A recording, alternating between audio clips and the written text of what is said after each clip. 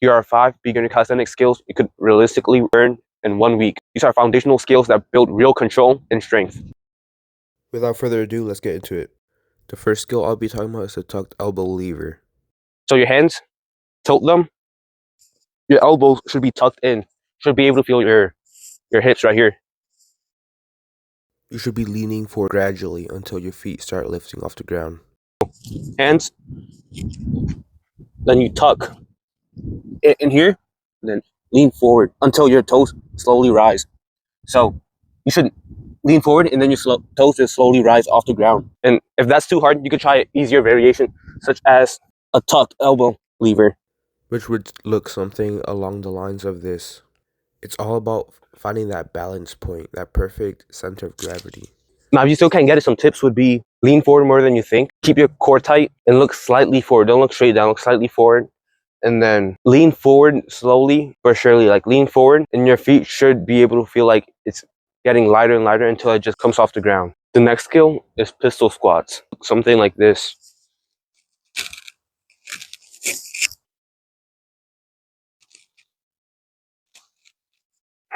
Now, this needs decent amount of mobility. If you're lacking in strength, you can start off with assisted leg squats. You can start off with box pistol squats. So slow control to your seat, then slowly up. And if that's difficult for you, you should probably try to focus more on your foundational squats, such as all the way down, up. If that's too easy, do it close, up. You should be able to do around 2 sets of 35 or 2 sets of 40. And after you get that foundational strength, you can move on to pistol box squats.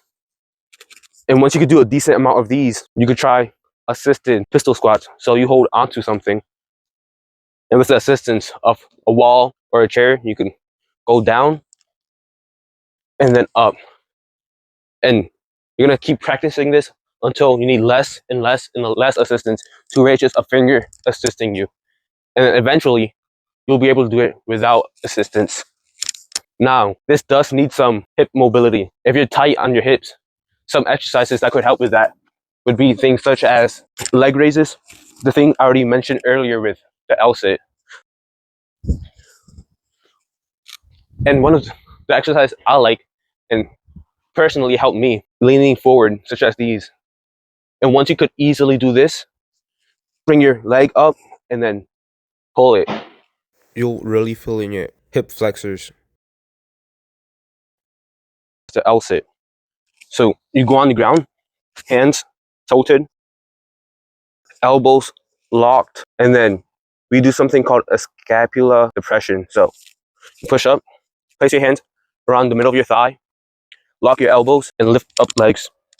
So lock elbows, scapula depression, and then lift up your legs. If you find lifting up your legs too hard, you can try it on an elevated surface, such as pirouettes. Since I do not have any pirouettes on me, I'm gonna just be doing it on this.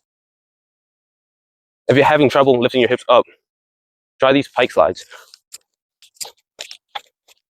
If you're having trouble lifting up your legs, put your hands around your knees, then lift up one leg, compressing your core. And then once you get the hang of that, you can start doing it alternating. And once you get the hang of that, you could do it both at the same time. And that should allow you to get the strength to do a L-sit.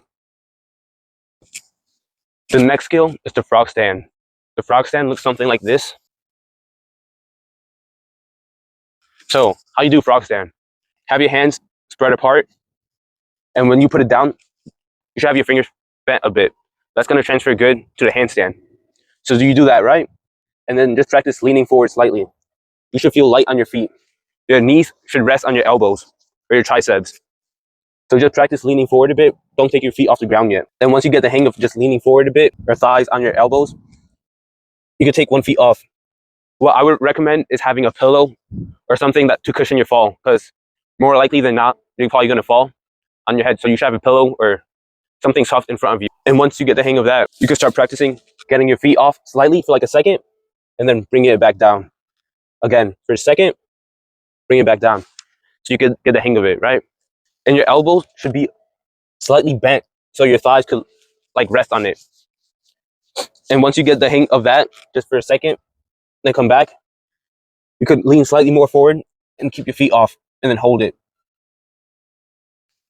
And then after that, you could do more advanced progressions like this. And then after that, you could do handstands, of course. Last but not least, the handstand. A handstand, you're not going to master it in a week, but you should start practicing your handstand the soonest time you can. It's one of the most important and foundational skills in calisthenics.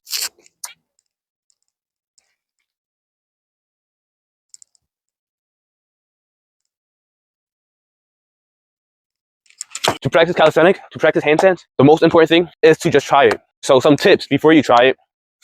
When you do it, don't do this. Don't just throw yourself in it because you're going to go overboard, and that's not a good foundation. That's not a good technique anyway. What you got to do is kick up to it. Before we kick up to it, hands spread apart like this. Place them on the ground. Your fingers should be bent a bit. They shouldn't be like straight out. Have your fingers bent but spread apart, and then kick up. Now, the most important thing in this skill is learning how to bail out. To bail out, and let's say I'm gonna kick up. If I'm gonna kick up too much, show you the technique to bail out. So you kick up, and then let's say you're gonna fall. Take one hand off, lean to one side, and then To bail out, you gotta take away one hand, and the hand you take away, your body's gonna lean in that direction. And when your body leans in that direction, you place your feet in that direction. And that's how you bail out. now let's say I kick up way too much. So let's say I did this. It'd still be basically the same thing. I took off one hand, my body's leaning that way, I just landed on it. Our hands are like our feet, right? Let's say we lean forward too much, we push. Our toes push the ground. So if you lean forward too much, push the ground with your fingers. So you bring yourself back to position. Unlike our feet, we don't have heels to stop us from moving backwards. It's better to lean slightly forward than backwards. If you lean backwards, push with your palms, but it's not as effective as our heels. You could also practice by going on a wall. In this case, it's a pole for me. And then just kick up. And then practice toe touching. So Something along the lines of this.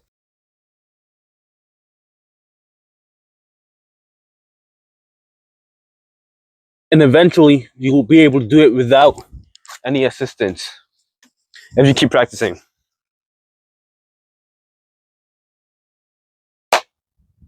But practicing the handstand should be one of the first things you do.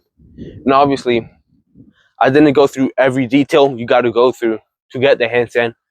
The handstand is a very, I would say, hard movement, but a movement that needs a lot of practice.